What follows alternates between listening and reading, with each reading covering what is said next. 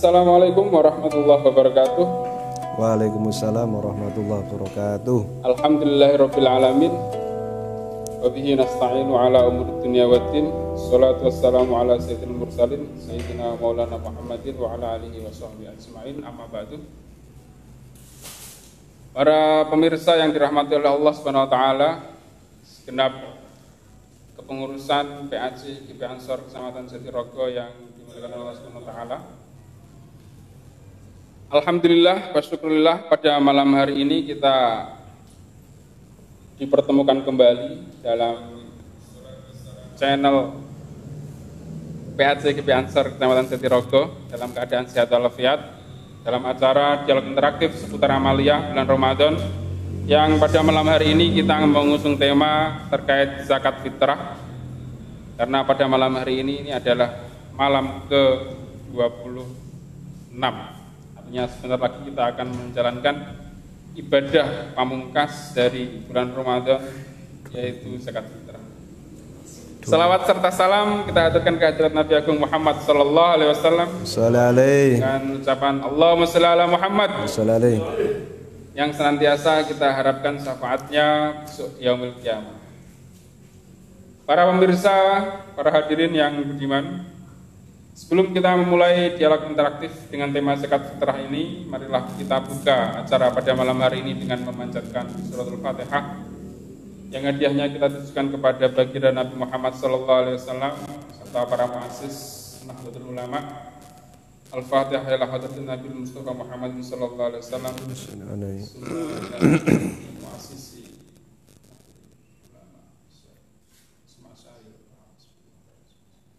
Al-Fatihah. A'udzu billahi minasyaitonir rajim. Bismillahirrahmanirrahim. Alhamdulillahirabbil alamin arrahmanir rahim. Iyyaka na'budu wa iyyaka nasta'in. Ihdinas siratal mustaqim. Siratal ladzina an'amta 'alaihim ghairil maghdubi 'alaihim waladdallin. Sebelum acara kita mulai, terlebih dahulu saya akan memperkenalkan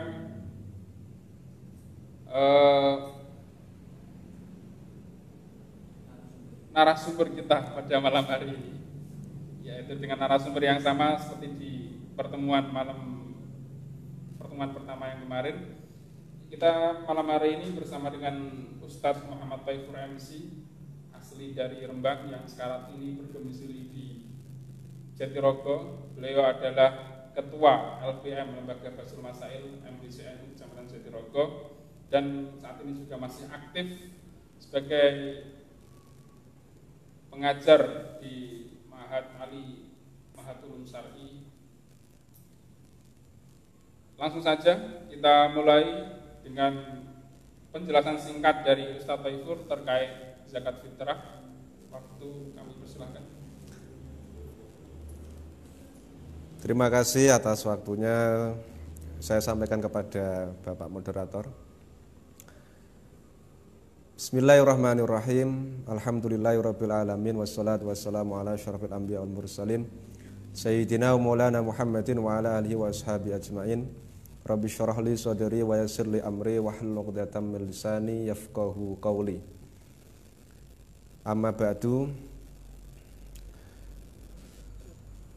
Para pemirsa yang dirahmati Allah Subhanahu wa taala, tema pada malam hari ini adalah seputar pembahasan mengenai zakat fitrah, yaitu termasuk salah satu dari rukun Islam yang ada 5, yaitu menunaikan zakat.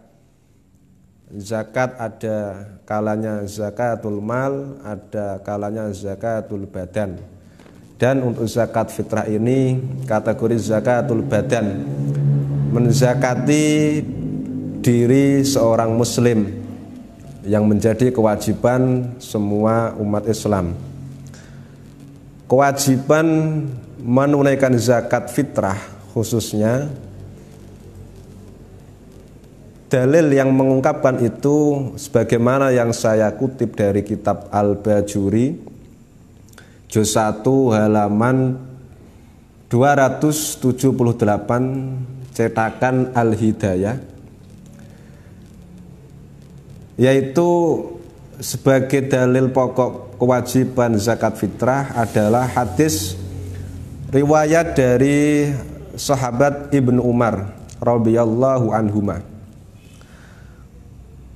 yang berbunyi faradha Rasulullah sallallahu alaihi wasallam zakatal fitri min Ramadan alan nasi so'an min tamarin aw so'an min syairin ala kulli hurrin aw abdin zakarin aw unsa minal muslimin, yang artinya kurang lebih bahwa Rasulullah sallallahu alaihi wasallam mewajibkan menunaikan zakat fitrah dari bulan Ramadan terhadap seluruh manusia, wajib mengeluarkan satu sok dari kurma atau satu sok dari biji gandum syair bagi orang yang merdeka atau orang yang sebagai hamba sahaya, laki-laki atau perempuan dari orang-orang muslim, kesemuanya mendapatkan tuntutan kewajiban menunaikan zakat fitrah. Kemudian di antara beberapa hikmah diwajibkan menunaikan zakat fitrah sebagaimana yang diungkapkan oleh Al-Imam Waqi' Ibnul Jarrah, yaitu salah satu guru Al-Imam Asy-Syafi'i.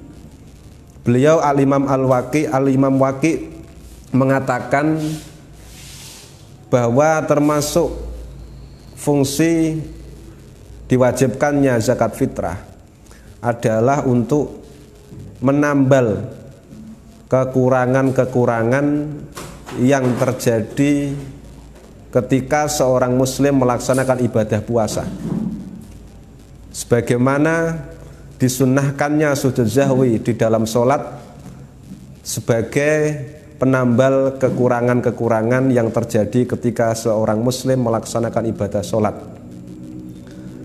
sebagaimana yang dikatakan Al-Imam Waqi' dalam kitab Al-Bajuri, wahya ay zakatul fitri tajburul khalal al-waqi' fi shaum kama anna sujud az-sahwi yajburu al-khalal al-waqi' fi shalah.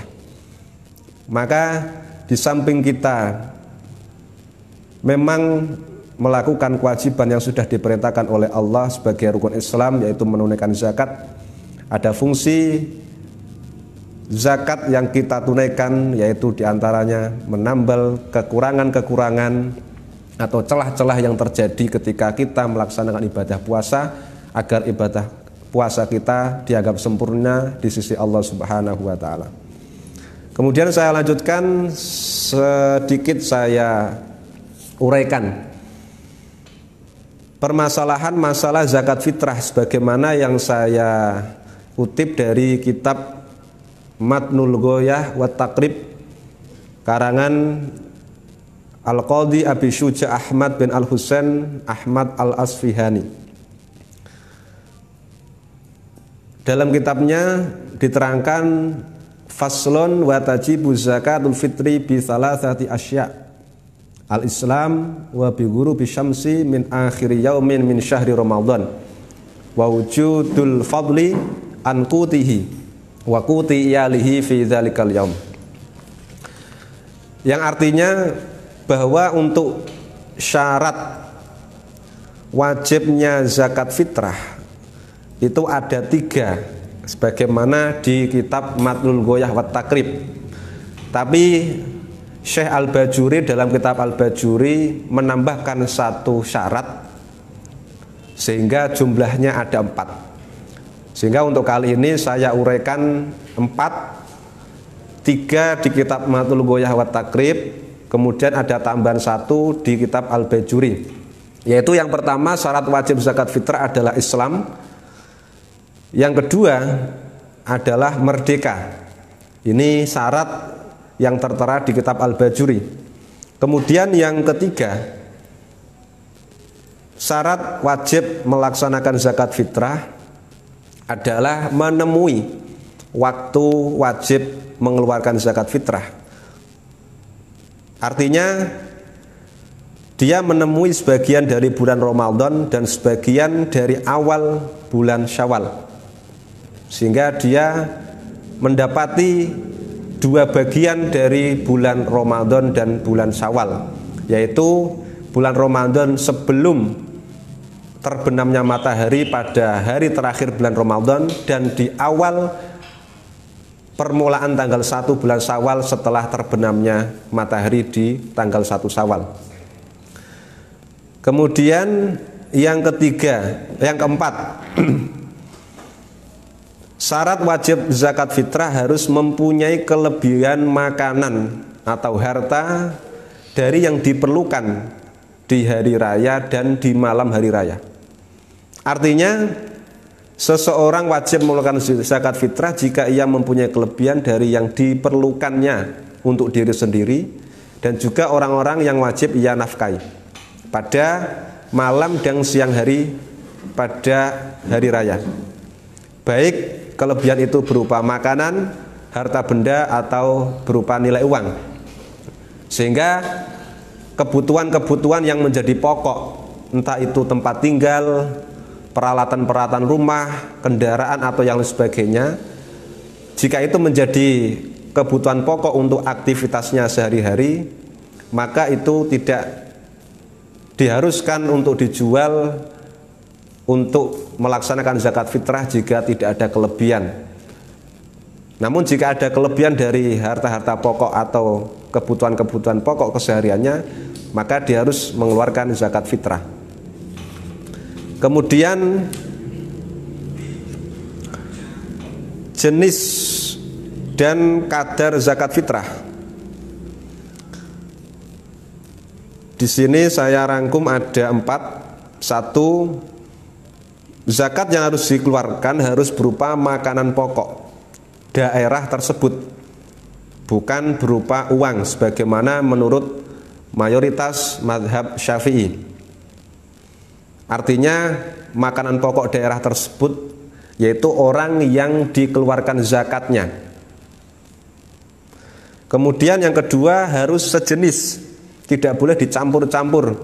Semisal satu sok campuran beras dan jagung, nggak boleh, harus satu jenis. Kemudian yang ketiga, jumlahnya harus mencapai satu sok untuk satu orang. Satu sok itu berapa? Ini memang ada beberapa perbedaan ulama untuk mengalihkan ukuran satu sok ke ukuran kilogram. Kalau biasa sampeyan buka Kamus Al-Munawwir, maka satu sok itu sama dengan 4 mud. 1 mud kurang lebih 6 ons. Jadi untuk pengeluaran zakat fitrah kurang lebih 6 kali 4. 6 ons kali 4 sama dengan 24 ons atau 2,4 kilogram. Itu paling mepet. Sehingga untuk lebih berhati-hatinya dianjurkan melebihkan kadar zakat menjadi 2,5 atau bisa ke 3 kilogram, karena banyak perbedaan pendapat mengalih bahasakan atau mengalih ukuran ke kilogram. Kemudian yang nomor 4, harus diberikan di tempatnya orang yang dizakati. Artinya semisal gini, ada orang tua bertempat tinggal di Surabaya, kemudian dia mempunyai anak di daerah Jatirogo yang masih wajib dinafkahi oleh orang tuanya. Kemudian orang tuanya ini menginginkan untuk mengeluarkan zakat anaknya yang ada di Jatirogo, namun kondisi daerahnya berbeda. Di Surabaya semisal makanan pokok berupa beras, di Jatirogo makanan pokok berupa jagung semisal. Maka yang dikeluarkan zakat fitrahnya bukan makanan pokok di Surabaya berupa beras, tapi menyesuaikan makanan pokok di daerah Jatirogo sebagaimana anaknya tinggal. Maka yang dikeluarkan adalah berupa jagung, karena itu menjadi makanan pokok daerah tempat orang yang dizakati. Kemudian sedikit saya uraikan masalah waktu pelaksanaan pengeluaran zakat fitrah, yaitu ada 5 waktu atau 5 kelompok. Secara singkatnya, 1 ada waktu wajib, yaitu waktu ketika menemui bulan Ramadan dan menemui sebagian awal bulan Syawal. Yang kedua ada waktu jawas, yaitu sejak awal datangnya bulan Ramadan sampai memasuki waktu wajib, yaitu setelah terbenamnya matahari di tanggal 1 bulan Syawal. Yang ketiga waktu fadilah, waktu yang utama, yaitu mengeluarkan zakat fitrah setelah terbitnya fajar pada tanggal 1 Syawal sebelum pelaksanaan sholat Idul Fitri. Yang nomor 4 ada waktu makruh, yaitu setelah sholat Idul Fitri sampai menjelang tenggelamnya matahari pada tanggal 1 Syawal. Kecuali memang ada uzur. Kalau ada uzur tidak makruh, yaitu semisal di daerahnya belum ada mustahik, kemudian dia menunggu mustahik zakat atau orang yang berhak menerima zakat, maka dia boleh mengakhirkan tanpa makruh. Kemudian yang terakhir nomor 5 adalah waktu haram, yaitu setelah tenggelamnya matahari pada tanggal 1, berarti sudah masuk tanggal 2 Syawal. Ini hukumnya haram, tapi sudah mencukupi sebagai qadha pelaksanaan menunaikan zakat fitrah. Kecuali juga memang ketika ada uzur. Kalau ada uzur maka tidak haram, sebagaimana dalam waktu makruh tadi. Kemudian sedikit saya singgung masalah niat. Niat ini berbeda-beda tergantung untuk siapa zakat itu. Semisal untuk zakat dirinya sendiri, maka cara pelafatan niat dan nanti akan diniatkan di dalam hati, yaitu mengucapkan lafadznya nawaitu an ukhrija zakatal fitri an nafsi fardhan lillahi ta'ala. Itu untuk diri sendiri. Semisal untuk istrinya ya tinggal dirubah, nawaitu an ukhrija zakatal fitri an zaujati fardhan lillahi ta'ala. Kalau istrinya 4, maka zaujati dikasih nama. Kalau tidak dikasih nama nanti bisa tidak jelas itu untuk istri yang keberapa. Misal istrinya 4, Zainab, Fatimah, Ruqayyah, dan 1 Syahrini. Maka nawaitu an ukhrija zakatal fitri an zaujati, namanya siapa? Sebutkan. Nanti kalau nggak disebutkan repot itu, untuk yang mana ini yang satunya. Kemudian kalau untuk anaknya ya disebutkan, anak laki-laki semisal nawaitu an ukhrija zakatal fitri an waladi siapa? Khalid al-Awwal. Nah, itu fardhon lillahi ta'ala. Kalau untuk anak perempuan nawaitu an ukhrija zakatal fitri an ibnati siapa? Ruqayyah atau siapa? Fardhon lillahi ta'ala. Itu salah satu contoh pelafatan niat, dan nanti harus yang menjadi wajib niat di dalam hati itu hanya contoh pelafatan niat. Itu sekedar uraian singkat dari saya, nanti bisa diteruskan pembahasannya oleh pemimpin pada malam hari ini. Bapak moderator adalah sahabat Cak Lutfi S Bopo. Ya silakan. Terima kasih dari saya. Assalamualaikum warahmatullahi wabarakatuh. Terima kasih kami sampaikan dari narasumber Ustadz Taifur terkait penjelasan singkat tadi hal-hal yang berkaitan dengan zakat fitrah, apa itu zakat fitrah, kemudian pengertian dari zakat fitrah itu sendiri, syarat-syarat mengeluarkan zakat fitrah, kemudian jenis-jenis dan kadar zakat fitrah, serta waktu pelaksanaan yang diakhiri dengan niat zakat fitrah.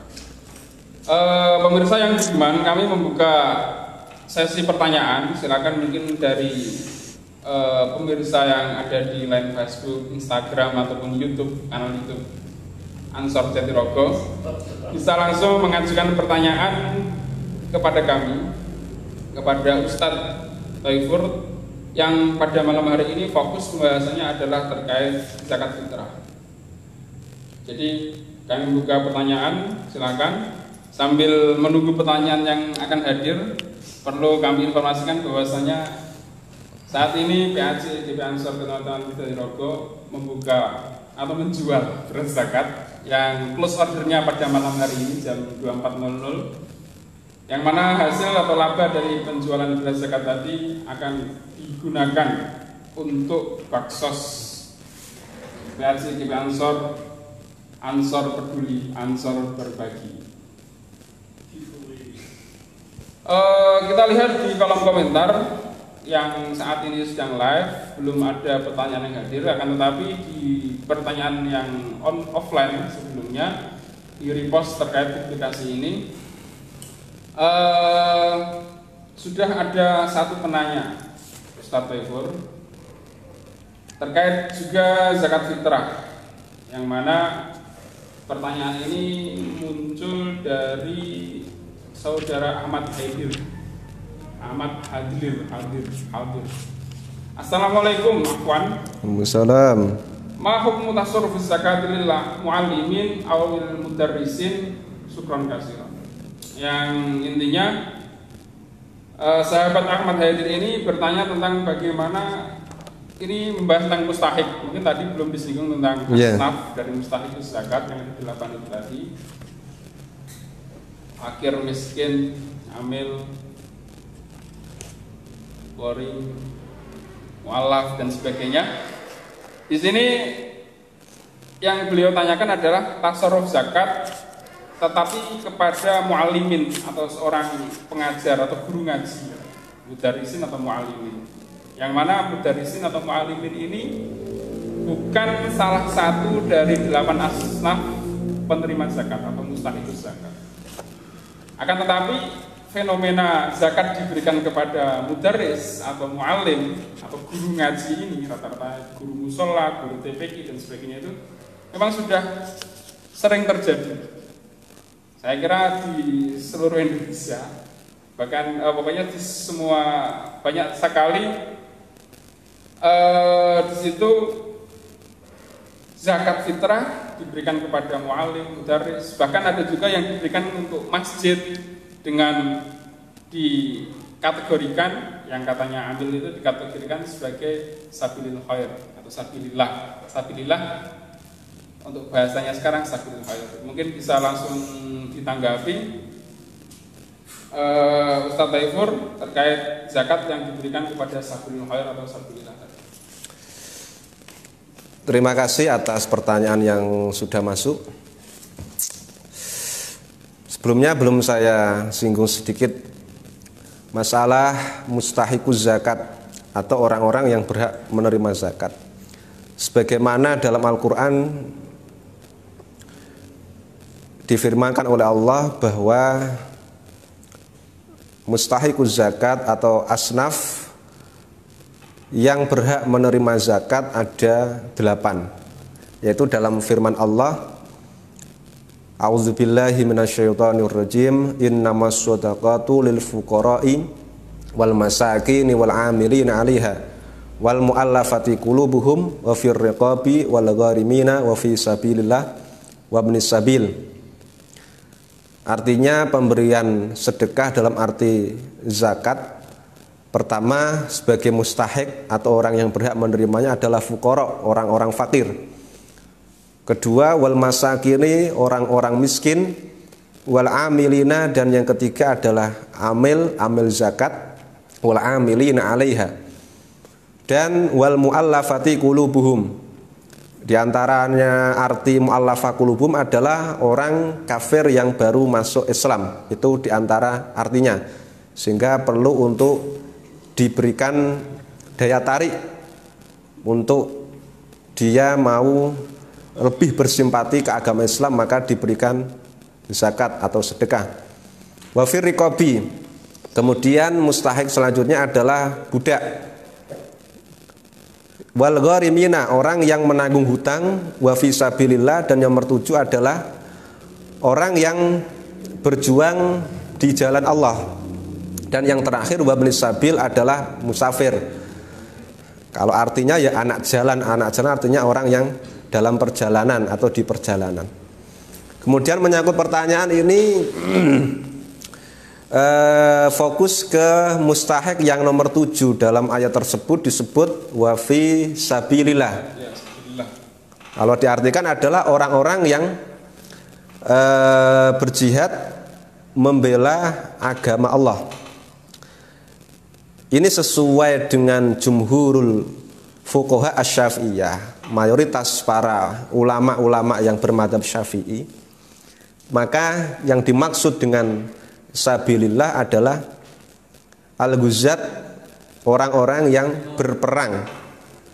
Jadi berjihad artinya mengikuti perang.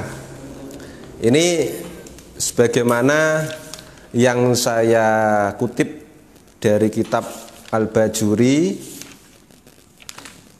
halaman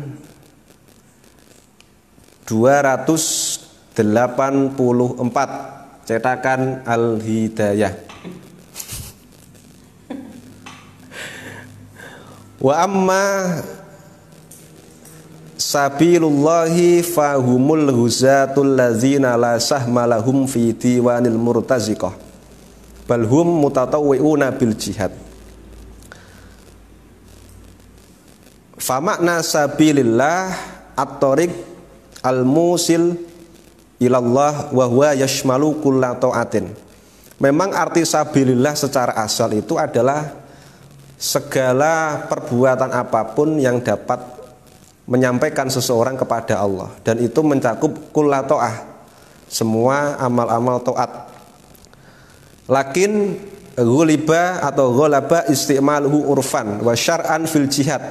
Akan tetapi kata sabilillah ini sudah diambil namanya dalam uruf dan juga syariat sebagai nama untuk jihad. Jadi fokus sabilillah adalah jihad.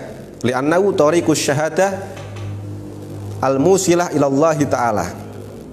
Karena dengan jihad adalah cara orang sebagai syahid atau ketika terbunuh adalah orang yang mati syahid, dan ketika tidak terbunuh maka dia tercatat sebagai orang yang ikut berperang, disaksikan oleh Allah dan para malaikat, dan bisa untuk mendapatkan keistimewaan di sisi Allah Subhanahu wa taala bagi orang yang mengikuti perang, khususnya di zaman Rasulullah Shallallahu alaihi wasallam.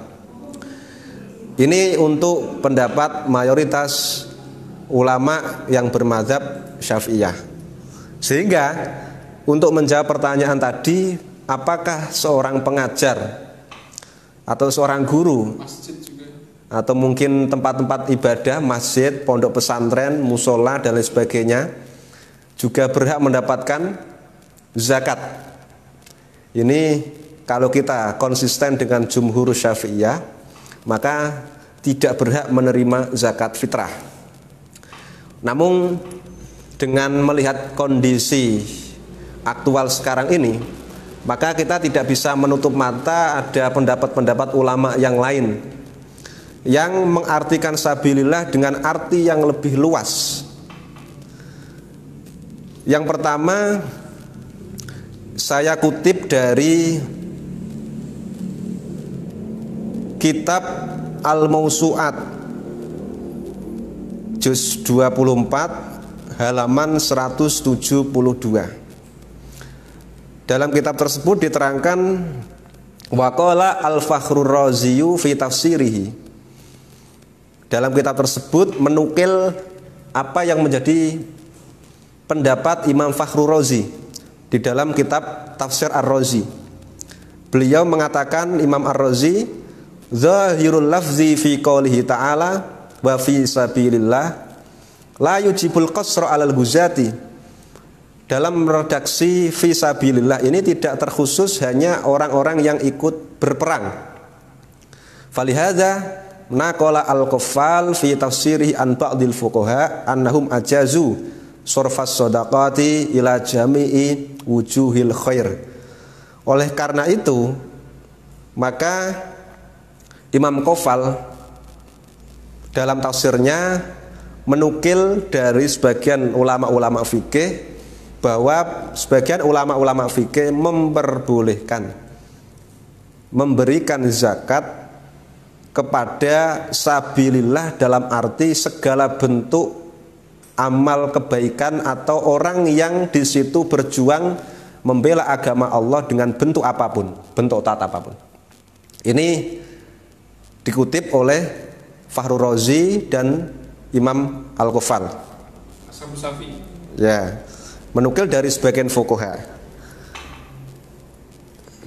Kemudian ada lagi di kitab Mir'atul Mafatih Syarah Mishkatul Masabi. Di sini diterangkan waqala Nawawi fi Syarhi Muslimin.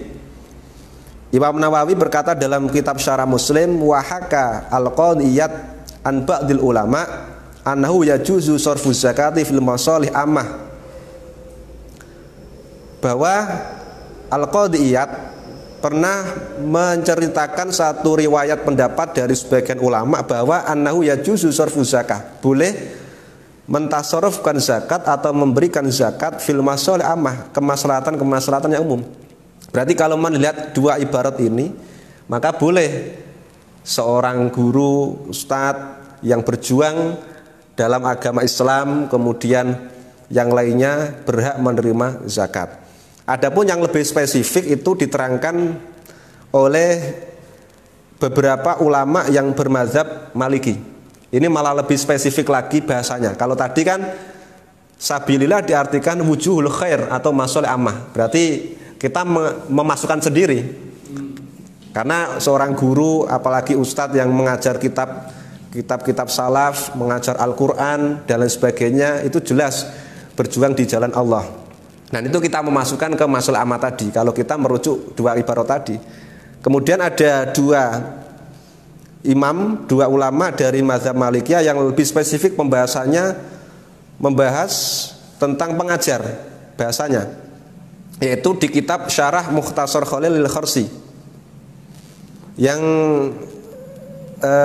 ibaratnya alhamdulillah yajuzu i'ta'uz zakah lil qari'. Qari', orang yang membaca Al-Quran. Mungkin dia sebagai imam masjid, atau mungkin dia itu mempunyai rutinitas di masjid untuk membaca Al-Quran ketika sebelum azan atau sebagainya, atau mengajar Al-Quran dan sebagainya. Wal alim, kedua adalah alim. Ini lebih spesifik lagi, berarti pengajar, orang yang alim, mempunyai ilmu agama, mengajarkan ilmu, ini boleh menerima zakat. Wal mu'allim, bahkan bagi santri juga berhak. Kalau Anda masih santri, maka Anda berhak. tapi kelihatannya kalau mengikuti kaidah mazil tuh taliban ya selawasnya santri. Selawasnya mu'allim. Tapi ya kita harus lihat kondisi lah. Wa man fihi manfaatun lil muslimin, orang-orang yang di situ bermanfaat bagi orang-orang muslim. Ya mungkin Anda yang termasuk anggota GP Ansor Jatirogo, mungkin itu bermanfaat orang muslim. Bagi-bagi sembako itu manfaat. Bagi-bagi takjil, buka bersama, manfaat. Itu mungkin ya layak. Walau kan agniya, walaupun mereka itu kaya. Li umumi nafihim. Karena apa? Kemanfaatan mereka itu umum. Dalam arti bisa dirasakan oleh orang banyak.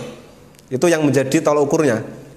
Wali baqa'iddin kama nas ala jawaznya Ibnu Rushdi wal Lakhmi. Dua ulama ini, Ibnu Rushd dan Imam Al-Lakhmi dari mazhab Maliki, yang memperbolehkan. Karena apa? Dengan mereka tersebut, maka agama ini akan tetap utuh dan istiqomah berjuang menjalankan ajaran-ajaran agama Islam, dan kemanfaatannya bisa dirasakan oleh orang luas.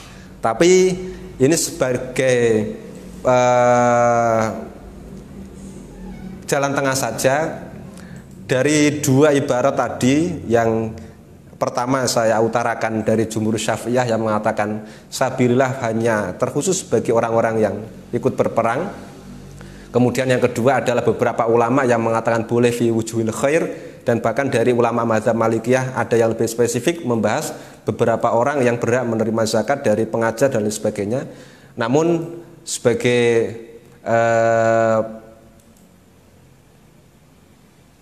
jalan tengah ataupun melihat kondisi yang ada, kalau menurut saya melihat beberapa pendapat tadi, harus dilihat kondisi, Pak Moderator. Artinya gini, ya artinya kita lihat kondisi lah. Kalau duafa masih banyak, ya kita prioritaskan duafa lah. Kecuali memang kalau gurunya ngaji ya duafa juga. Lah itu. Sangat berhak. Lebih berhak. Kalau gurunya ngaji, dia orang kaya, punya mobil atau minimal punya sepeda motor lah, kerjanya layak, kemudian duafa masih tercecer di mana-mana, ya kita prioritaskan duafa saja. Ini lebih lebih i'dilu wa aqrabul taqwa, lebih adil dan lebih jiwa sosialnya lebih tinggi. Bukan hanya kita sekedar sah tidaknya, tidak, tapi secara sosial itu lebih kelihatan baik dan adilnya lebih merata. Karena apa? Karena pastinya zakat ini yang lebih membutuhkan adalah orang-orang yang kurang mampu atau yang tidak mampu sama sekali. Maka ketika ada duafa-duafa yang masih berceceran, bertebaran di mana-mana di daerah kita masing-masing, kita utamakan itu, walaupun kita tahu ada beberapa ulama yang memperbolehkan memberikan zakat bagi guru atau yang semisalnya. Nah, ini. Cukup? Ya, saya kira bisa disimpulkan bahwasanya memang tadi jumhur Syafi'iyah memang mengatakan bahwa sabilillah itu memang khusus untuk al-uzzah, artinya orang-orang yang berperang di jalan Allah dan dia mutatawwi di sini. Artinya dia tidak mendapatkan bayaran dari Baitul Mal.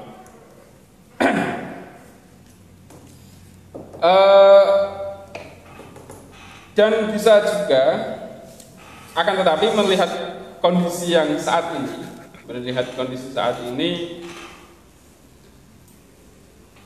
bahwasanya sabilillah menurut beberapa pendapat ulama Syafi'i juga yang tadi jenengan ambil dari kitab Al-Mawsu'ah, pendapat dari Imam Ar-Razi dan Imam Al-Kufal mengatakan bahwasanya sabilillah juga bisa dikategorikan untuk jami'i wujuhil khair atau masalah ammah. Masalah ammah. Artinya para muallim, mudarris, bahkan muta'allim atau masalihul ammah, orang-orang yang masalah ammah, orang-orang yang bergerak dalam bidang kebaikan bisa atau berhak juga mendapatkan zakat secara umum lah. Secara umum, tidak hanya khusus zakat fitrah.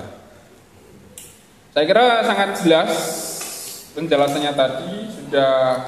Saya kira dari penanya tadi, saudara atau sahabat Haidir yang mungkin saat ini juga sedang menonton acara ini bisa menerima. Kalaupun nanti ada sanggahan, ada eskal, dipersilakan masuk ke kolom komentar langsung. Kemudian ini dalam kolom komentar ini ada pertanyaan dari saudara Abdul Rahman, Kang Abdul Rahman. Ini kalau nggak salah satu ustadz di Pondok Pesantren As-Saadah, salah satu perintis SJ Santri Jatirogo. Ini beliau bertanya terkait juga mustahikul zakah juga sebenarnya. Tolong dijelaskan apakah ada perbedaan antara amil dengan panitia zakat, dan juga tolong dijelaskan juga syarat-syarat menjadi amil. Jadi salah satu mustahikul zakah tadi adalah salah satu mustahikul zakat dari 8 tadi adalah amil. Yang dengan jelaskan tadi adalah amil itu orang yang membagi dan menerima zakat, yang mungkin juga ditunjuk oleh pemerintah. Amil itu seperti apa? Tapi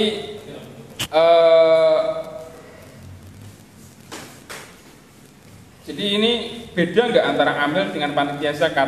Panitia zakat kan biasanya muncul di saat-saat, kalau khususnya zakat fitrah ini biasanya di masjid-masjid. Ada juga amil yang memang sudah punya SK katanya. Amil yang punya SK dari pemerintah atau lembaga-lembaga atau badan yang ditunjuk oleh pemerintah untuk menjadi amil, namanya seperti Lazis Nur. Itu lembaga yang ditunjuk. Apakah itu juga memenuhi syarat ketika mengatasnamakan diri sebagai amil zakat, orang yang menerima dan membagikan zakat? Apakah bisa? Mohon penjelasannya, Ustaz. Terima kasih, pertanyaan yang sangat menarik dan itu memang penting karena banyak dari khalayak umum salah mengartikan mengenai amil zakat. Banyak yang berasumsi bahwa amil zakat itu pokoknya orang-orang yang mengurusi pembagian zakat, entah itu siapa. Karena kalau diartikan secara terjemah kan orang yang bekerja mengurusi zakat. Akan tetapi dari para ulama memberikan pengertian siapa yang dikehendaki dengan amil zakat yang berhak untuk menerima zakat itu. Ini saya kutip dari kitab Al-Bajuri halaman 283, Al-Hidayah. cetakan Al-Hidayah, murah meriah, tidak impor.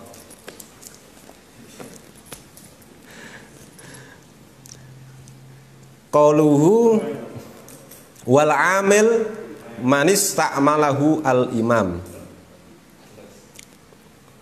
yaitu di qauluhu wal amil manis ta'malahu al imam. Amil adalah orang yang diangkat, dipekerjakan, artinya diangkat, dipekerjakan oleh imam, seorang imam. Imam di sini artinya imam azam. Imam azam di Indonesia ya presiden.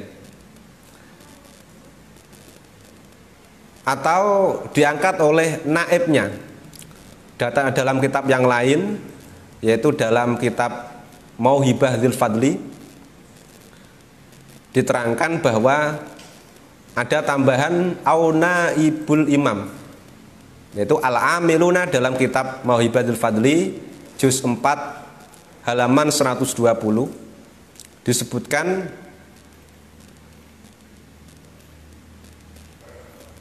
wal amiluna 'alaiha ay zakah wa huwa allazina yuwallihim al imam au naibuhu li amalin ala jam'iha, atau juga bisa dilihat di kitab Fiqhus Sunnah juz 2 halaman 182. Jadi amil zakat yang berhak menerima zakat adalah orang-orang khusus yang diangkat oleh imam, artinya imam itu imam azam yaitu presiden atau naibnya atau penggantinya atau orang yang diberikan wewenang untuk mengangkat. Kalau dalam Indonesia itu kan sudah ada kewenangan sendiri, Departemen Agama, Kementerian Agama itu sudah ada, sehingga naibnya imam dalam konteks di negara kita Indonesia adalah Departemen Agama atau Kementerian Agama, dan itu bisa juga membentuk wakil-wakil yang lain di tiap-tiap daerah untuk diberikan kewenangan mengangkat amil zakat di setiap-setiap daerah atau di setiap kabupaten semisal. Nah, tanpa ada wewenang atau SK resmi dari imam atau naibul imam atau wakilnya imam, maka seseorang tadi tidak dikategorikan amil zakat yang berhak menerima zakat. Yaitu siapa saja, ini banyak kan, karena tugasnya amil zakat itu banyak, sebagaimana di Basnas, kalau resmi di Indonesia itu seperti Basnas, ya. Badan Amil Zakat dan Sedekah, itu khusus, itu bentukan dari pemerintah. Itu orang-orang yang memang mempunyai kewenangan sendiri khusus dari pemerintah, sehingga dia dikategorikan wal amilina 'alaiha. Dan tugasnya juga berbeda-beda. Yaitu apa saja, dalam kitab Al-Bajuri diterangkan kasain yuji kasain yujbiha, yaitu pertama orang yang bertugas untuk mengambil zakat-zakat dari para orang-orang yang berhak mengeluarkan zakat. Wakatibin yaktubuma a'tahu arbabul amwal. Kemudian ada sekretaris, jadi ada tugas khusus bagian mencatat ini siapa yang sudah menyetorkan zakat, kemudian diberikan ke siapa. Waqasim yuqassimuha alal mustahiqin. Ada orang yang bertugas membagikan, setelah dicatat siapa yang berhak, kemudian ada yang membagikan khusus. Ini juga termasuk amil. Wahasir yajmauhum. Kemudian ada yang mendata atau mengumpulkan mereka, mengumpulkan para mustahikin, ya. Kemudian ada petugas yang memberikan khusus, jadi ada yang mengumpulkan, ada yang memberikan sendiri. Artinya berarti mengatur ketertiban, mengumpulkan, kemudian diatur bagaimana cara penyerahannya, nanti ada tugasnya sendiri. Ini ada beberapa amil dalam permasalahan amil zakat. Jadi bukan hanya dia sebagai penarik zakat, tidak, tapi banyak, ada yang bagian memberikan, ada yang bagian hanya mencatat, ada yang dia mengumpulkan para mustahikin dan lain sebagainya. Itu beberapa kategori amil, tugas-tugas dari beberapa amil. Jadi ada sendiri-sendiri tugasnya. Yang intinya dalam permasalahan amil itu harus dibentuk atau ada SK dari imam atau naibul imam atau orang yang diberikan wewenang oleh imam. Karena dulu di PCNU itu pernah dibahas badan amil zakat yang dibentuk oleh NU atau apa, saya lupa, NU kalau nggak salah. Kalau nggak salah itu dari NU atau MUI kalau saya lupa. Itu ditanyakan Karena yang membentuk itu adalah bukan dari orang yang diberikan wewenang oleh pemerintah atau wakil pemerintah di pemerintahan, entah itu di Departemen Agama atau di Kementerian Agama. Kalau tidak salah itu dari NU ada kemudian inisiatif, apa istilahnya itu saya lupa. Pokoknya itu akhirnya dia membawai Lazisnu juga pokoknya. Bukan Lazisnu bahasanya kok. Siapa ya? Bas itu apa ya? Basnas. Penjelaman Zakat Nasional. Kalau nasional kan sudah ada skala. Iya. Tapi nanti per kabupaten nanti ada sendiri. Oh gitu ya. Oh, ya. Cuma ya. Induknya di. Oh gitu.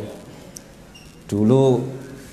Berarti intinya apakah si amil ini bisa dikatakan amil-amil zakat fitrah di masjid ini bisa kalau untuk menerima zakat atas nama amil? Kalau untuk ini pertanyaan berarti fokus di situ ya.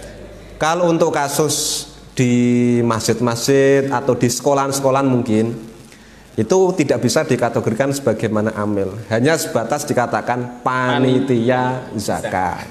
Jadi jangan sekali-kali yang menjadi panitia zakat merasa berhak untuk mendapatkan zakat atas nama amil. Karena kalau memang itu tidak ada tunjukan resmi atau angkatan resmi dari pemerintah ataupun wakilnya, maka tidak bisa dikategorikan amil yang berhak menerima zakat. Karena itu kan bentukan dari panitia, mungkin takmir masjid atau mungkin dari pengurus sekolah. Itu namanya bukan amil yang berhak menerima zakat, tapi panitia zakat. Berarti dia hanya bertugas untuk menyalurkan zakat, tapi tidak berhak untuk menerima zakat. Oke, bisa saya simpulkan seperti itu. Bisa kita simpulkan bahwasanya amil panitia pengumpul zakat di sekolah, walaupun tugasnya itu mirip seperti amil zakat, ya mengambil zakat dari orang yang berzakat, dari zakinya, mengumpulkan dan bahkan membagikannya. Akan tetapi karena dia tidak ditunjuk oleh pemerintah, jadi dia menunjuk dirinya sendiri atau ditunjuk oleh takmir masjid, kepala sekolah, tetap tidak bisa dikatakan sebagai amil. Sekarang kita bicara solusi, Ustaz. Solusi. Ini kan sudah layak atau sudah memang sangat terjadi di masyarakat seperti itu. Bahwasanya panitia ya rata-rata ya ditunjuk oleh takmir masjid. Dan biasanya ya ini tetap mendapatkan bagian dari zakat tersebut, entah itu zakat fitrah atau zakat yang lainnya. Kalau jenengan tadi kita berbicara tentang sabilillah, salah satu takbir yang jenengan baca tadi adalah masolihul ammah. Bahkan jenengan tadi bilang bahwasanya orang-orang yang bergerak di bidang keagamaan seperti MUCN, bahkan Ansor ataupun Banser, itu kan masolihul ammah, itu berhak menerima zakat kalau itu adalah sabilillah atau sabilillah khair. Bisa nggak kira-kira orang atau panitia ini yang dengan kerelaan hatinya tidak mendapatkan gaji dari siapapun, karena dia sudah rela untuk menerima zakat tadi dan membantu orang untuk mentasorkan zakat, masuk kategori itu menurut jenengan bisa apa enggak? Kalau kita mengikuti redaksi ibarat yang umum tadi atau masolul ammah atau jami wujuhil khair, segala bentuk aktivitas yang dianggap baik menurut agama, secara umum masuk. Makanya tadi saya ambil jalan tengah bahasa saya. Karena gini, aslinya kenapa para jumhur Syafi'iyah itu hanya mengkhususkan sabilillah itu hanya untuk al-ghuzat atau orang-orang yang ikut berperang, bukan secara umum. Berperang tapi tidak digaji seperti bukan orang yang tidak mendapatkan gaji dari Baitul Mal, kalau dulu dari Baitul Mal, atau tidak mendapatkan sahmul murtazikoh, sehingga mereka layak untuk diberikan zakat. Di antaranya alasan mereka itu karena Allah Subhanahu wa ta'ala dalam Al-Quran itu sudah mengklasifikasi bagiannya sendiri-sendiri. Nanti kalau sabilillah diartikan umum, ini kalau kita bicara jumhur ya, maka klasifikasi asnaf ini akan buyar. Buyar maksudnya bagaimana? Ngapain disebutkan al-amilin kalau cukup fisabilillah? Nah, itu maksudnya. Jadi secara logika mungkin masuk sanggahan dari jumhur Syafi'iyah. Kan gini kalau diartikan semisal kalau al-amilin aliha itu sudah tercukupi fisabilillah, apa fungsinya itu disebutkan dalam ayat Al-Quran. Kemudian mungkin ada wabni sabil. Wabni sabil itu mungkin karena orang bepergian kan, bepergian nggak maksiat kan catatannya kan. Ya. Itu kalau dia fi wujuhil khair, dia dakwah seperti orang-orang yang dakwah berkeliling itu. Ya. Itu kalau dimasukkan fisabilillah, apa gunanya disebutkan secara tersendiri? Itu sanggahan dari Jumhur Syafi'iyah. Bahwa kenapa itu disebutkan sendiri-sendiri, karena memang itu sudah ada bagiannya sendiri-sendiri. Dibagi ada 8 yang berhak menerima zakat. Maka walaupun saya tadi utarakan ada beberapa ibarat ulama yang memperbolehkan, maka tetap saya ambil jalan tengahnya saja. Kalau memang panitianya itu panitia yang kurang mampu, atau bagaimana dia banyak hutang, mungkin itu bisa dari jalur algorimin, bisa dari jalur lain lah. Nah, tetap jangan mengatasnamakan ketika menerima itu bukan dari amil sebisa lah. Mungkin, tapi saya lihat itu dari beberapa panitia zakat itu mungkin ya mayoritas itu orang-orang mampu kok. Mayoritas orang-orang mampu. Yang kurang mampu mungkin ya adalah 1-2 mungkin karena dia sukarelawan pengen ikut andil menjadi panitia amil zakat, panitia zakat lah. Ya setidaknya gitulah. Intinya bagaimana ya dilihat kondisi lah. Kalau lebih keseimbangan sosial maka harus didahulukan para duafa fuqara masakin itu ditelaah dulu, dilihat dulu di daerahnya masing-masing. Nah, jangan egois untuk mementingkan diri sendiri dulu. Walaupun ada ibarat tadi. Ini jalan tengah lah. Prioritasnya lah, ya. Skala prioritasnya korok dulu, sakit. Karena mereka yang lebih. Kalaupun nanti ada lebihan katakan, ya. Salah. Bisa mungkin sebagai jalur tadi. Intinya bukan amil ya. Bisa gorimin lah, bisa lah. Dia kan banyak utang. Sekarang orang banyak utang. Terus kan gorimin kategorinya kan nggak asal gorimin ya. Kalau dipakai untuk cicilan mobil masa enggak. Gorimin ya, yang artinya dia sudah jatuh tempo nggak punya uang. Itu sebagai salah satu cara untuk menambal utangnya, nggak apa-apa. Tapi bukan utang-utang untuk kenikmatan dirinya, bukan. Memang kebutuhan pokok memang. Ya. Saya kira bisa dipahami dan bisa disimpulkan seperti tadi bahwasanya panitia bukan ambil zakat kategori asnaf 8 tadi. Oke, kita lihat di kolom komentar sampai sekarang belum ada pertanyaan lagi. Ya kan, tapi ini sudah ada pertanyaan yang offline juga. Pertanyaan offline yang ditanyakan di kolom komentar di postingan yang sebelumnya. Ya. Di sini terkait dengan niat zakat. Niat zakat seperti tadi salah satunya adalah jenengan katakan bahwa niat zakat itu dijelaskan kalau untuk dirinya sendiri ya nawaitu an ukhrija zakat al-fitri an nafsi atau untuk istrinya an zaujati. Kalau istrinya banyak ya disebutkan masing-masing nama istrinya tadi. Kalau untuk anaknya yang masih wajib nafkah untuknya ya an waladi atau an ibnati atau an ibni dan sebagainya tadi. Yang ditanyakan di sini terkait ini Ustaz.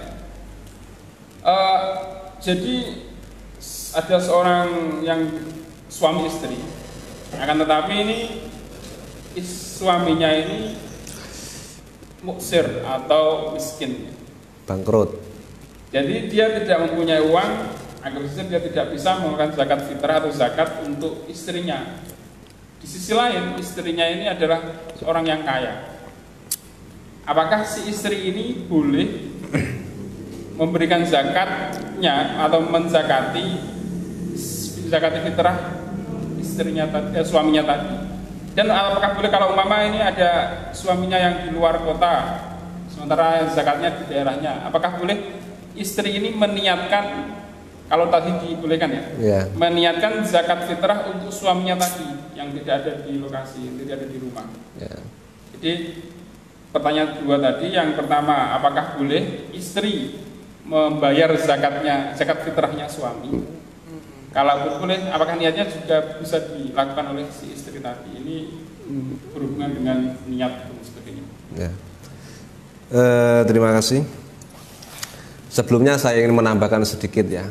Karena tadi singgungan lafadz niat saya utarakan pakai bahasa Arab, mungkin bagi banyak kalangan masih kesulitan untuk mengucapkannya atau tidak tahu tata cara pengucapan salah bahasa Arab dan artinya beserta artinya, maka ini saya utarakan artinya. Jika Anda tidak mampu untuk melafatkan dan meniatkan dengan bahasa Arab, maka bisa Anda meniatkan zakat fitrah dengan bahasa yang sampeyan mampu, entah itu bahasa Indonesia atau bahasa Jawa. Kalau Anda mau bahasa Inggris, bagaimana Cak Lutfi, ya monggo kerso. Karena artinya gini, semisal Anda menzakati diri Anda sendiri, maka niatnya adalah saya niat mengeluarkan zakat fitrah untuk diri saya sendiri sebagai fardu lillahi ta'ala. Itu nanti tinggal dirubah. Saya niat mengeluarkan zakat fitrah untuk istri saya. Kalau istrinya banyak disebutkan untuk istri saya Zainab semisal fardu lillahi ta'ala. Kemudian dirubah lagi kalau untuk anaknya, saya niat mengeluarkan zakat fitrah untuk anak laki-laki saya bernama Khalid tadi, fardu lillahi ta'ala. Kemudian kalau anaknya perempuan, saya niat mengeluarkan zakat fitrah untuk anak perempuan saya, siapa namanya, kalau anaknya banyak disebutkan fardhu ta'ala. Itu artinya. Sehingga kalau Anda kesulitan untuk mengucapkan bahasa Arab dan meniatkan dengan bahasa Arab, cukup dikerentekno dengan menggunakan bahasa yang sampean punya dengan arti yang sama tadi. Oke, untuk menjawab pertanyaan yang masuk tadi mengenai seorang istri bolehkah membayar zakat suaminya, memberikan zakat untuk suaminya gitu maksudnya? Bukan zakatnya diberikan suaminya, bukan, tapi jadi dia ingin mengeluarkan zakat atas nama suaminya. Oh gitu, mengeluarkan zakat atas nama suaminya. Jadi bukan memberikan zakat kepada suami, tapi mengeluarkan zakat atas nama suaminya. Ya. Terima kasih atas pertanyaannya. Untuk pengeluaran zakat, ya, mengeluarkan zakat atas nama suaminya, itu sebagaimana dalam masalah tauqilu zakah, sebagaimana dalam tauqilu zakah. Maksudnya kan kalau seseorang itu mimman talzamuhu nafaqatuhum, seseorang yang termasuk wajib dinafkahi, maka kan tidak harus ada bentuk-bentuk taukil. Artinya dia langsung bisa untuk meniat atas nama itu, kecuali memang orangnya tidak tahu lah ya. Kalau orangnya tahu ya gak usah saya wakal tuh laka, tidak usah seperti itu. Misal sampai punya istri, istrinya sampai tahu sampai mau mengeluarkan zakat fitrah, kemudian sampai langsung niat nawaitu an ukhrija zakat fitri an zaujati, bisa, walaupun tidak ada senggot taukil dari istri itu. Karena ini seorang suami itu tidak laisa mimman talzamu azzaujah, orang yang tidak wajib bagi seorang istri menafkahinya. Ya, kategori wajib ya. Ya, beda dengan istri loh ya, beda dengan istri. Kalau istri itu ya, kalau istri wajib dinafkahi suami, tapi kalau suami tidak, karena kewajiban adalah kepada seorang suami. Ini beda ya. Maka untuk bagaimana ketika seorang istri pengen mengeluarkan zakatnya atas nama suami, maka harus ada izin dulu. Harus ada izin. Kemudian atas nama taukil. Sehingga ketika atas nama taukil, maka seorang istri ini boleh niat zakat atas nama suaminya. Tanpa itu tidak boleh.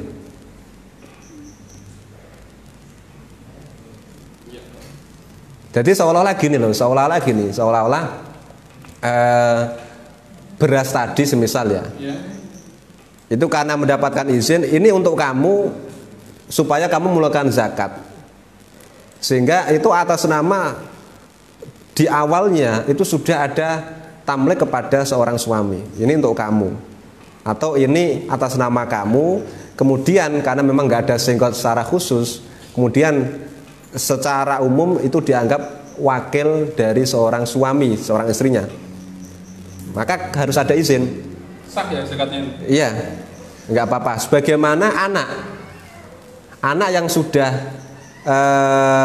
apa ya istilahnya, sudah bekerja, sudah mampu lah, bukan sudah balik. Karena anak itu batasan wajib dinafkahi kan setelah balik, apa sampai balik. Setelah balik itu orang tua tidak berkewajiban menafkainya, karena sudah dianggap orang yang sudah dewasa. Beda kalau orang tua, karena orang tua itu kalau saya pernah ngaji di Mbah Mun di kitab Is'adur Rafiq itu selama-lamanya wajib dinafkahi walaupun orang tua sudah kaya. Bahkan dawuh Mbah Mun, nek wong tuamu dudu apa yang rabi golekno bojo. Itu dianggap bagian dari wajib menafkahi. Wajib. Jadi ketika ayah sampean curhat kepada anak, "Le, aku pengen rabi mana, Le?" "Siap, Pak, tak golekno bojo maneh." Oke. Ora usah ngrutu ning atine. Itu bagian dari wajib. Itu dawuh Mbah Mun loh. Saya dulu pernah ngaji. Ya, birrul walidain, dan itu dikembangkan dari wajib menafkahi orang tua. Dikembangkan dari itu. Jadi golekno nafkah batine wong tua. Yeah. Nah, artinya gitulah. Nah, itu sama dengan itu tadi. Jadi anak ketika sudah balik itu sudah laisa mimman talzamu lil walid nafaqatuhu. Orang tua sudah tidak wajib nafkah. Nah, umpamanya orang tuanya tetap pengen mengeluarkan zakat atas nama anaknya tadi, itu boleh tapi harus izin. Pilih tak ono zakatem. Ya tak tono, ya izin. Nanti umpamanya pengen diniati orang tuanya juga, maka harus juga ada izin. Sebagaimana wakalah itu. Taukil mewakilkan niat itu boleh, mewakilkan niat zakat. Walaupun yang lebih utama dari para ulama itu kedua-duanya niat. Tapi umpamanya diniatkan salah satu dengan izin, ya itu maka diperbolehkan. Intinya kan dianggap oleh orang lain ini, dianggap sebagai orang lain. Jadi kasusnya sama sebagaimana anak tadi yang sudah tidak wajib dinafkahi, karena seorang suami tidak wajib dinafkahi oleh seorang istri. Kalau umpama tidak dikeluarkan nggak apa-apa karena dia muksir, kecuali muksirnya kecerobohan loh ya.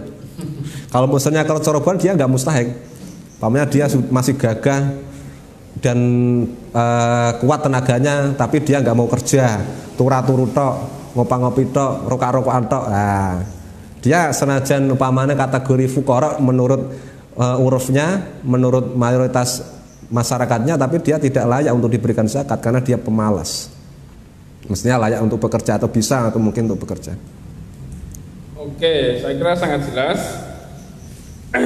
Seorang istri yang musir atau kaya boleh, nah garis bawah di sini, boleh membayar zakat fitrah atas nama suaminya. Artinya tidak wajib sampai kamu pun isi suami ini, si laki-laki ini tidak mengeluarkan zakat, berarti tidak masalah karena dia memang musir, kamu tidak mampu mengeluarkan zakat. Dan niatnya versinya ini adalah niat taukil zakat, mewakilkan meniatkan zakat dengan mewakilkan yang lain. Ada hal yang ingin diperjelas di sini, Ustaz. Tadi dengan ceritakan juga terkait waktu pelaksanaan. Ya ini sebentar ya, saya tunjukkan ibaratnya biar. Oh, ya. Ini di kitab Hasyiyah Al-Bujairami Alal Minhaj juz 2 halaman 52.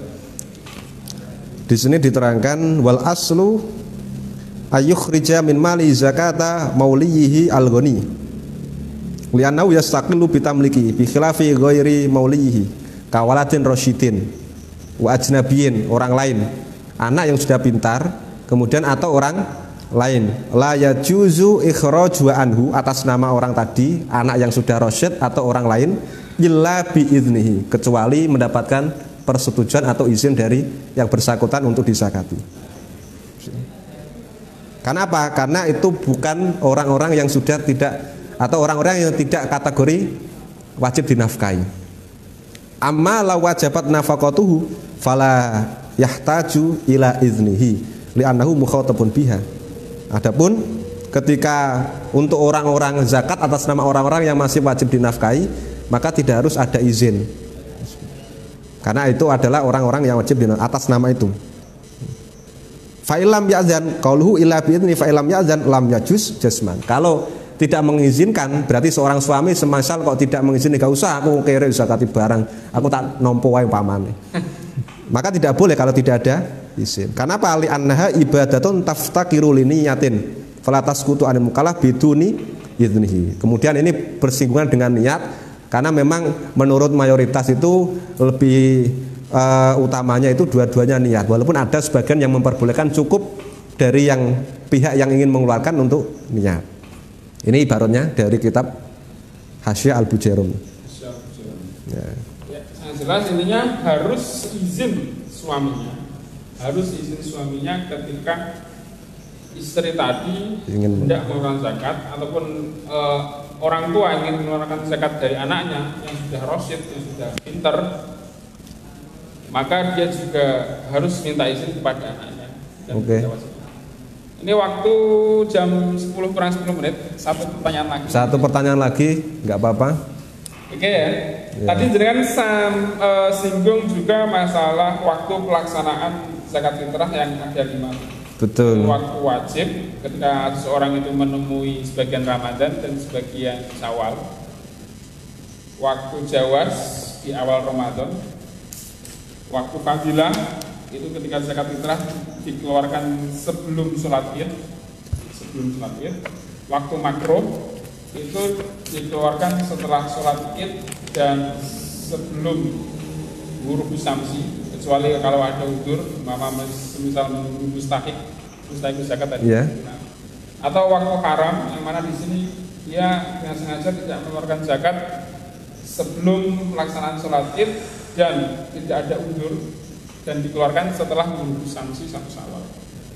Betul. Jadi umpama gini, ada seseorang yang mengikuti yang masuk waktu Ramadan masih punya nafas, artinya masih hidup ya. Betul. Kemudian di akhir-akhir Ramadan, ya seorang ini meninggal dunia. Apakah ahli warisnya wajib mengeluarkan zakat atas nama orang yang sudah meninggal dunia sebelum 1 Syawal? Dan yang kedua, ketika anak lahir, seorang anak baru lahir di malam 1 Syawal, itu kan dia hanya sebagian wajib tadi yang artinya dia tidak mengenangi, tidak tahu Ramadan, tidak ikut Ramadan, tetapi dia masuk di Syawal, artinya lahir di bulan Syawal. Apakah juga wajib zakat? Karena ini mungkin sering terjadi juga, sering timbul pertanyaan, ini ada orang meninggal di bulan Ramadan, apakah tetap wajib zakat fitrah? Seperti itu gimana? Oke, terima kasih. Berarti ada dua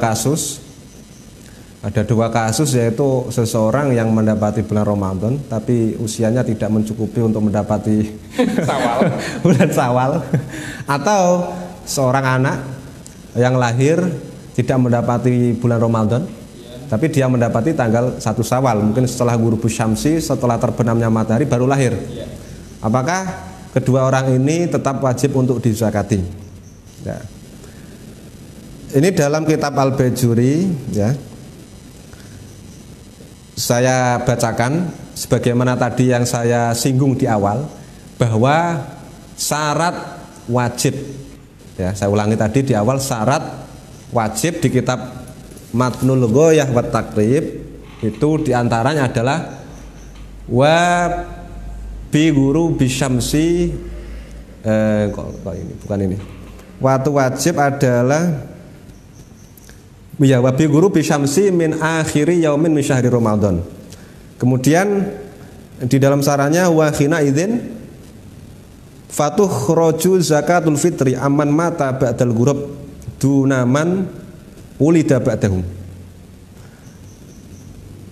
Dan di bajurinya ditambahkan au ma'ahu li idraki al juz'aini bi khilafi man mata qablahu. Ini yang pertama. Berarti apa? Syarat wajib ya. Artinya wajib dikeluarkan zakat fitrahnya adalah harus mendapati 2 bagian, Ramadan dan Syawal. Kalau hanya mendapati salah satu saja, maka tidak wajib dikeluarkan zakat fitrahnya. Harus apa? Idrokihi al juz'aini. 2 juz artinya juz dari bulan Ramadan dan juz dari bulan Syawal. Bi khilafi man mata qablahu. orang mati sebelum ghurubu syamsi, sebelum masuk awal 1 Syawal, maka tidak wajib dizakati. Ataupun orang yang dilahirkan ba'dahu, man wulida ba'dahu. Kenapa? Karena li adam idroki, atau bersamaan. Jadi wayai srengenge, wayai matahari terbenam lahir. Itu berarti bersamaan ghurubu syamsi. Kenapa? Li adam idroki al juz'aini. Karena dua kategori ini tidak mendapati 2 bagian dari 2 bulan, yaitu Ramadan dan Syawal. Bi khilafi man wulida qablahu. Beda kalau dilahirkan sebelumnya, semisal jam 5 sore lahir, kemudian maghrib masuk tastu Syawal, maka dia wajib dizakati. Dan ini berimbas gini, kasus ini berimbas semisal ada orang yang melaksanakan takjil zakat. Takjil zakat kan masuk kategori jawas. Waktu jawas, boleh. Sampai mengeluarkan di tanggal 1 saat terusnya belum hari raya nggak apa-apa, itu waktu jawas. Waktu jawas artinya waktu yang sudah boleh mengeluarkan zakat. Walaupun ada waktu wajib, ada waktu fadilah, tapi bolehlah. Itu namanya takjil zakat. Semisal ada gini, ada orang takjil zakat. Di awal Ramadan dia sudah takjil zakat, mengeluarkan zakatnya. Tiba-tiba usianya tidak mencapai untuk memasuki 1 Syawal. Mandek pamane tanggal selawe iki. Mandek wis mati wonge. Nah, bagaimana status zakatnya? Nah, ini kan problem. Di awal dia sudah nawaitu an ukhrija zakat al-fitri misal an-nafsi untuk diri saya. Ternyata sebelum mencapai hari raya atau malam 1 Syawal dia sudah mati. Bagaimana status zakatnya? Nah, karena sesuai takbir ini, maka kalau kita merujuk pada pada kasus yang awal dalam arti dia masih hidup, maka dia distatuskan boleh takjil zakat. Boleh, pokoknya boleh takjil zakat karena waktu jawas. Tapi kalau usianya tidak mendapati Syawal, maka status yang dikeluarkan tidak menjadi tidak menjadi zakat, tapi atas nama sedekah. Kenapa? Karena syarat idrakul juz'ain ini nggak ada. Berarti tetap sah. Tapi bukan atas nama zakat fitrah. Ya, pokoknya sedekah gitu saja, sedekah. Karena syaratnya tadi kan idrakul juz'aini. Ya, mungkin itu. Ya, sangat jelas. Jadi bisa kami simpulkan bahwasanya syarat wajib mengeluarkan zakat fitrah tadi salah satunya adalah idrakul juz'aini min Ramadan Syawal. Jadi orang itu wajib mengeluarkan zakat fitrah kalau dia hidup, bertahan hidup.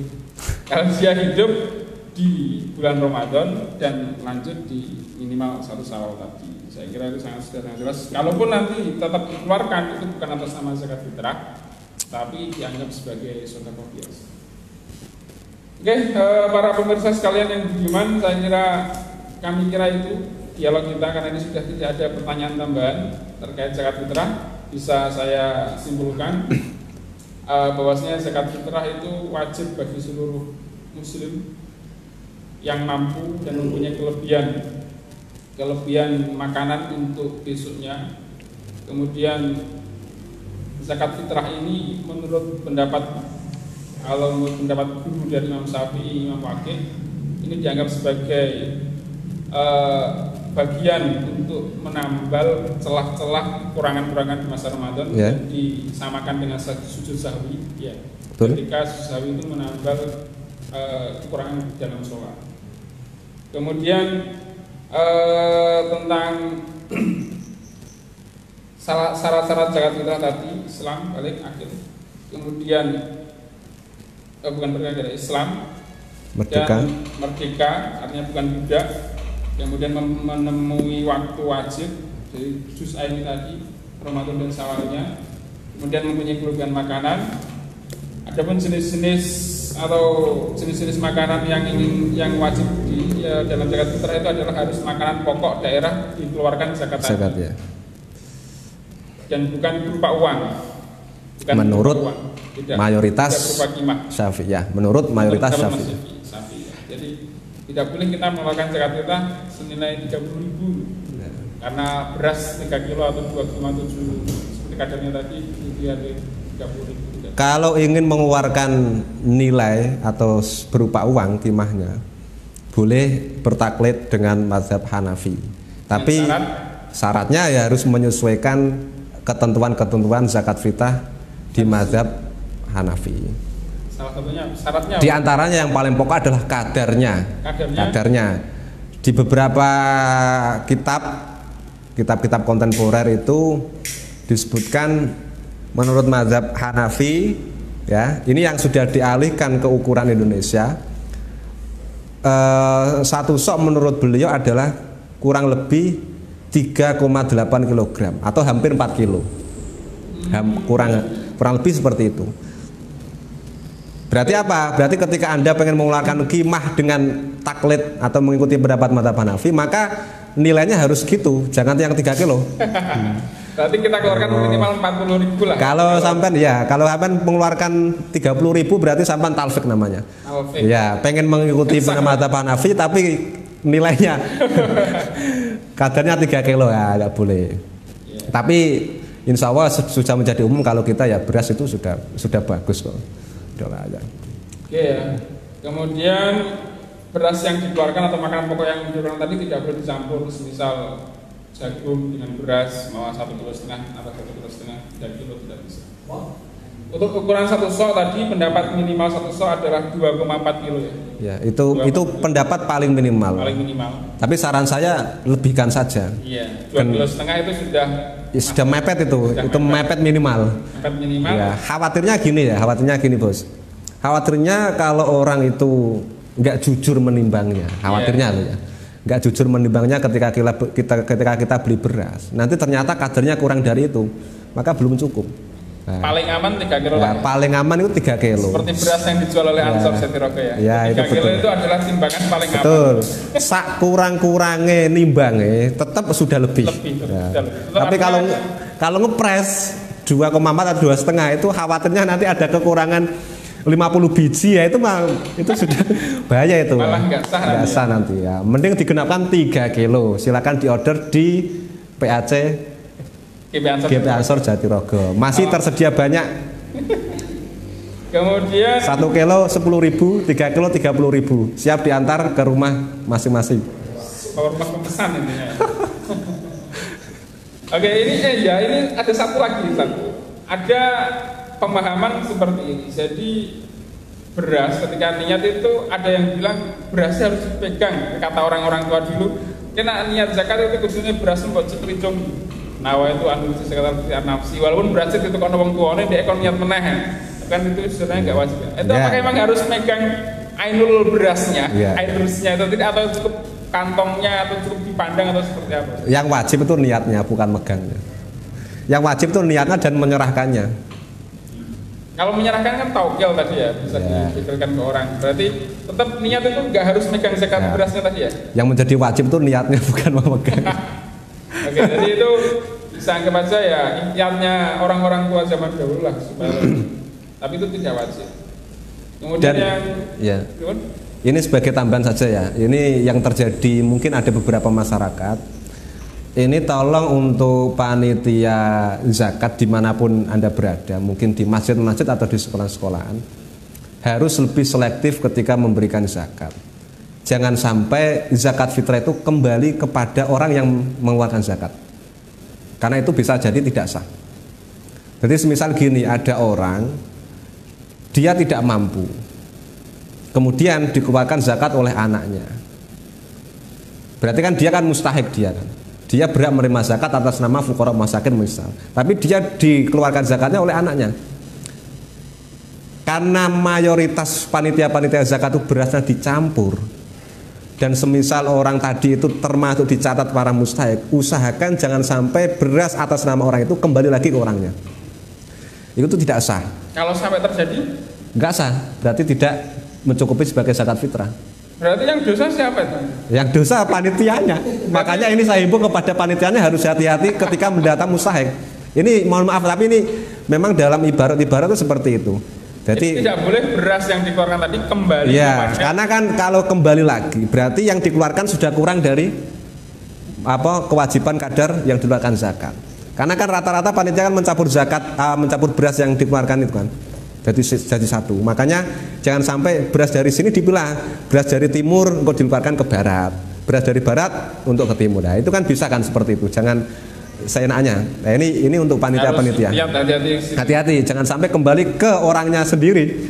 Wah, masa dia mengeluarkan zakat kembali ke dirinya sendiri, kita yang repot kan, lucu. Ainul zakatnya tadi. Ainul zakat, ya boleh itu. Iya ya. Terus yang terakhir yang bisa saya simpulkan tadi terkait sabilillah yang juga bisa menurut Doruri zaman sekarang bisa dianggap sebagai sabilul khair. Asnaf menerima zakat ini boleh untuk jami'u wujuhil khair, masjid, madrasah, pengajar di madrasah yang kebetulan tidak mampu ataupun kepada pondok pesantren dan sebagainya. Zakat bisa menurut pendapat Imam Rozi dan Imam Al-Kufal yang menukil sebagian para fuqaha. Ya, juga menurut pendapat Imam Nawawi. Tapi lebih bijaknya prioritaskan dulu para fuqaha masakin. Kalau fuqaha dan masakin prioritas sudah menerima semua, tidak harus satu orang menerima satu kantong, Pak ya. Iya, kan. Bisa jadi lebih dari satu kantong. Jadi tidak terputus dia harus menerima satu kantong. Oke, kami kira seperti ini dialog kita pada malam hari ini terkait zakat fitrah. Insya Allah akan ada dialog lagi di hari-hari berikutnya dengan tema yang berbeda. Tetap pantengin channel PAC GP Ansor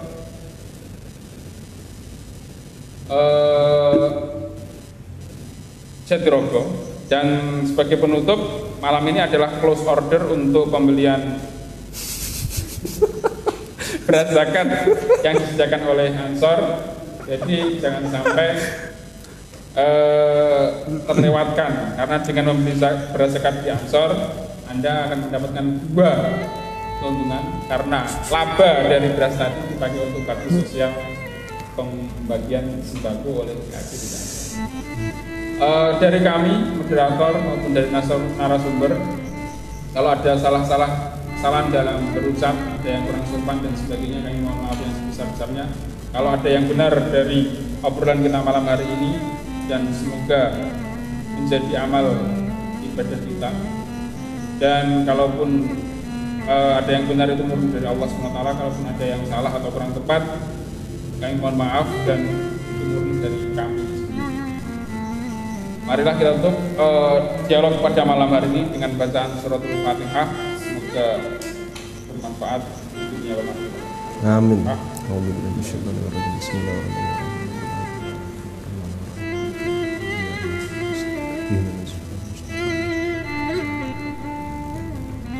Terima kasih yang sebesar-besarnya kepada Ustaz Thaifur yang sudah meluangkan waktu untuk hadir pada malam hari ini di acara dialog interaktif, dan terima kasih kepada pemirsa semuanya yang sudah menyimak dengan setia dan mungkin berinteraksi dalam kolom komentar dengan memberikan pertanyaan. Kami ucapkan terima kasih yang sebesar-besarnya. Semoga apa yang sudah kami sampaikan bermanfaat bagi kami sendiri, khususnya dan kepada diri sekalian. Wallahul muwaffiq ila aqwamit thoriq. Wassalamualaikum warahmatullahi wabarakatuh. Waalaikumsalam warahmatullahi wabarakatuh.